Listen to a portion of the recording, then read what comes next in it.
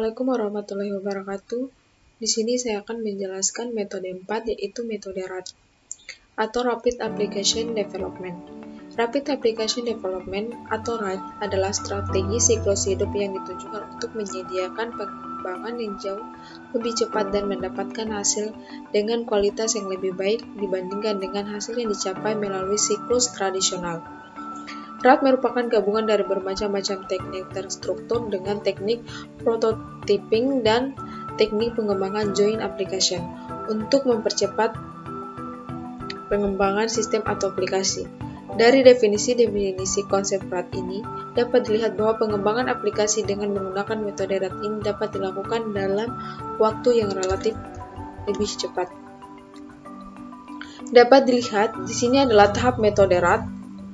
Yang pertama, analysis and build design, kemudian demonstrate, build, refine, kemudian testing, dan implementation. Requirement planning. Dalam tahap ini diketahui apa saja yang menjadi kebutuhan sistem, yaitu dengan mengidentifikasikan kebutuhan informasi dan masalah yang dihadapi untuk menentukan tujuan, batasan-batasan sistem, kendala, dan juga alternatif pemecahan masalah. Analisis digunakan untuk mengetahui perilaku sistem dan juga untuk mengetahui aktivitas apa saja yang ada dalam sistem tersebut. Tahap kedua, desain workshop, yaitu mengidentifikasi solusi alternatif dan memilih solusi yang terbaik. Kemudian, membuat desain proses bisnis dan desain pemrograman untuk data-data yang telah didapatkan dan dimodelkan dalam arsitektur sistem informasi. Ketiga, implementation. Setelah desain workshop dilakukan, selanjutnya sistem implementation atau coding ke dalam bentuk yang dimengerti oleh mesin yang diwujudkan dalam bentuk program atau unit program. Tahap implementasi sistem merupakan tahap meletakkan sistem supaya siap untuk dioperasikan. Kelebihan dan kekurangan metode RAD. Pertama, kelebihan. Membeli sistem yang baru memungkinkan untuk lebih menghemat biaya ketimbang mengembangkan sendiri. Proses pengiriman menjadi lebih mudah. Hal ini dikarenakan proses pembuatan lebih banyak menggunakan potongan-potongan skrip. 3. Mudah untuk diamati karena menggunakan model prototipe sehingga user lebih mengerti akan sistem yang dikembangkan. 4. Lebih fleksibel karena pengembangan dapat melakukan proses desain ulang pada saat yang bersamaan. Kelima, bisa mengurangi penulisan kode yang kompleks karena menggunakan wizard. 6. Keterlibatan user semakin meningkat karena merupakan bagian dari tim secara keseluruhan. 7. Mampu meminimalkan kesalahan-kesalahan dengan menggunakan alat-alat bantuan atau case tools. 8. Mempercepat waktu pengembangan sistem secara keseluruhan karena cenderung mengabaikan kualitas. 9. Tampilan yang lebih standar dan nyaman dengan bantuan software.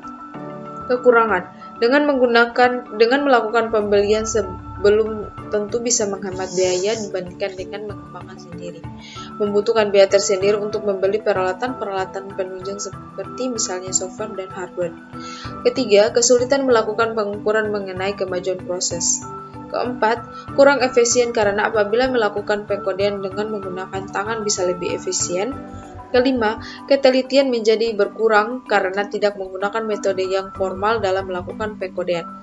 Keenam, lebih banyak terjadi kesalahan apabila hanya mengutamakan kecepatan dibandingkan dengan biaya dan kualitas. Ketujuh, fasilitas banyak dikurangi karena terbatasnya waktu yang tersedia. Kedelapan, sistem sulit diaplikasikan di tempat yang lain. Kesembilan, fasilitas yang tidak perlu terkadang harus disertakan karena menggunakan komponen yang sudah jadi sehingga ini membuat biaya semakin meningkat. Implementasi RAD.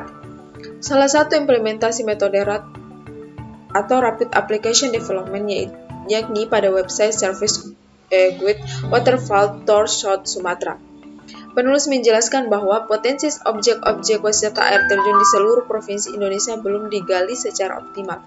Begitu juga dengan promosi belum banyak dilakukan apabila dengan menggunakan media online atau digital dikarenakan belum adanya website khusus promosi yang lengkap tentang objek-objek wisata air terjun yang ada di Provinsi Sumatera Selatan. Maka perlu melakukan implementasi metode Rapid Application Development pada website Service service with Waterfall Tour South Sumatra. Itu saja yang dapat saya jelaskan, lebih dan kurangnya mohon dimaafkan. Assalamualaikum warahmatullahi wabarakatuh.